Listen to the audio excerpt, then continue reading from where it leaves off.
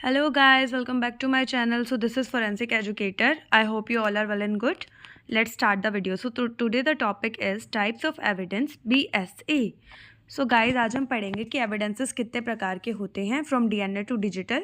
और यहाँ बीएसए मैंने इसीलिए मेंशन किया है क्योंकि अब जो हमारे जितने भी एविडेंसेस से रिलेटेड लॉज होते हैं वो सभी भारतीय साक्ष्य अधिनियम के अंडर आते हैं, यानी बीएसए के अंडर आते हैं। बीएसए को 2023 से इनेक्ट किया गया था। उससे पहले इंडियन एविडेंस एक्ट हुआ करता था, पर मेजर चेंजेस मैं अगर आपको बताऊं तो मेजर चेंजेस जो इंडियन एविडेंस एक्ट से बीएसए के अंडर आए हैं वो ये आए हैं कि पहले इंडियन एविडेंस एक्ट में डिजिटल एविडेंसेस को उतनी अकाउंटेबिलिटी, उतनी एडमिसिबिलिटी कोर्ट में नहीं मिलती थी। जनरलाइज अगर मैं आपको बोलूं तो इंडियन एविडेंस एक्ट में स्पेसिफिकली जो सेक्शन 65 था उसके अंडर ही मेनली जितनी भी डिजिटल एविडेंसेस से रिलेटेड लॉज थे वो हुआ करते थे। बट इंडियन एविडेंस एक्ट के बाद जब ये बीएसए आया है तो बीएसए के अंदर मोस्टली जो लॉज हैं उन्होंने डिजिटल एविडेंसेस को, एज़ पर आजकल डिजिटल एरा हो रहा है हमारा, और जैसे जैसे डिजिटल एरा बढ़ता जा रहा है तो डिजिटल क्राइम्स भी बढ़ते जा रहे हैं, तो बीएसए के अंडर काफ़ी सारे लॉज लाए गए हैं डिजिटल एविडेंस की एडमिसिबिलिटी के लिए। So moving to the next slide, अब हम पढ़ेंगे ओरल वर्सेस डॉक्यूमेंट्री एविडेंसेस के बारे में। सो गाइस ओरल एविडेंस के बारे में पढ़ते हैं। तो ये बीएसए के सेक्शन 15 से लेकर सेक्शन 21 तक मेंशन है। और ओरल एविडेंस होता क्या है? All statements which the court permits to be made before it by witnesses, यानी कि वो सभी स्टेटमेंट जो कि विटनेस टेस्टिमनी की फॉर्म में दे रहे हैं कोर्ट को, वो सभी होते हैं हमारे ओरल एविडेंसेस। यहाँ पर ओरल टेस्टिमनीज की बात की जा रही है। Then there is documentary evidence. So guys, this is the paper trail in forensic. This include your crime scene sketches and lab results. ये पेपर ट्रेल है फोरेंसिक में, और डॉक्यूमेंट्री एविडेंसेस में हर तरह का डॉक्यूमेंट आ जाएगा, भले ही दीवार पर कुछ लिखा हुआ है, that is also a document. जो भी चीज़, कोई भी ऑब्जेक्ट, कोई ग्राफिक, कोई टेक्स्ट या कोई डिजिटल रिकॉर्ड या कोई भी ऐसा पेपर जो कोई क्राइम से रिलेटेड इन्फॉर्मेशन को कन्वे कर रहा है, that is called a documentary evidence. And documentary evidence is majorly mention in section 57 of BSA. Then guys, there is a rule of thumb.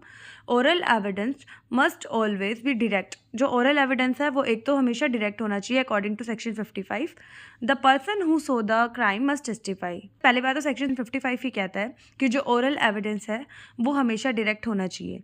और then the person who saw the crime must testify, कि जो भी person ने crime को देखा है, जो testimony देने आया है, वो हमेशा टेस्टिफाई करे। मतलब कि अगर तुमने क्राइम देखा है तो यू हैव टू टेस्टिफाई। तुम अगर विटनेस हो तो यू हैव टू टेस्टिफाई। और गाइज ओरल एविडेंस के लिए जो विटनेस है, it can be hearsay witness, it can be expert witness, और it can be the witness who have saw the crime, और you can say eye witness. Moving to the next slide, we have primary versus secondary evidence. तो guys बात करते हैं सबसे पहले primary evidence की। तो सेक्शन 57 में प्राइमरी एविडेंस को मेजरली मेंशन किया गया है और सेक्शन 58 में सेकेंडरी एविडेंस को मेंशन किया गया है। So starting with primary evidence, the original document और आइटम इटसेल्फ, यानी कि जो भी ओरिजिनल डॉक्यूमेंट है, जैसे कि original contract, original suicide letter, diary, उसको हम कंसीडर करते हैं प्राइमरी एविडेंस में। सेकेंडरी एविडेंस होता है प्राइमरी एविडेंस की कॉपी या उसका कोई certified version. So reading the statement, copy, certified version और oral accounts of the original when the original is unavailable, यानी कि सेकेंडरी एविडेंस को हम तब कंसीडर करते हैं जब हमारे पास प्राइमरी एविडेंस नहीं होता।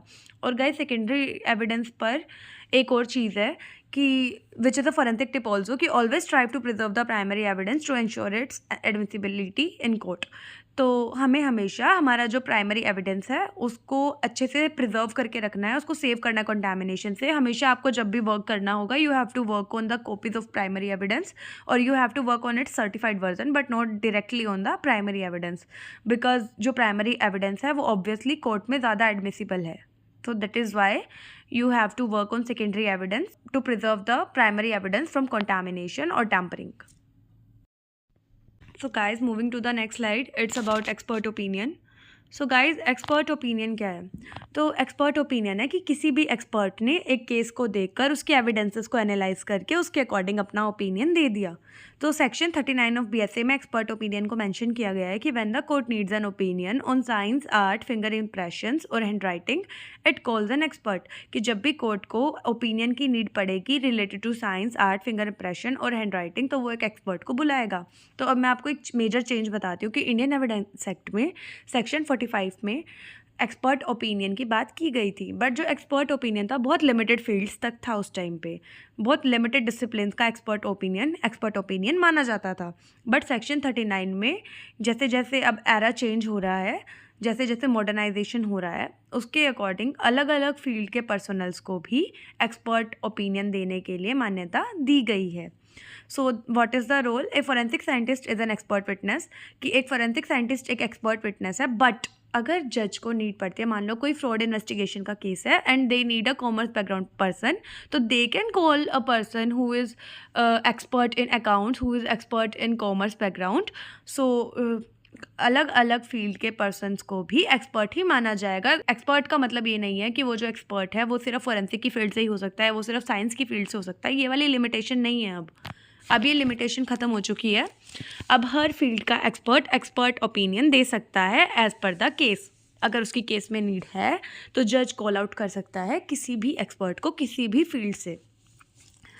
Then there is a key concept you have to just set it in mind कि the expert doesn't decide the case. Expert कभी भी केस को डिसाइड नहीं करता है। We never give the judgement, we never give the jurisdiction.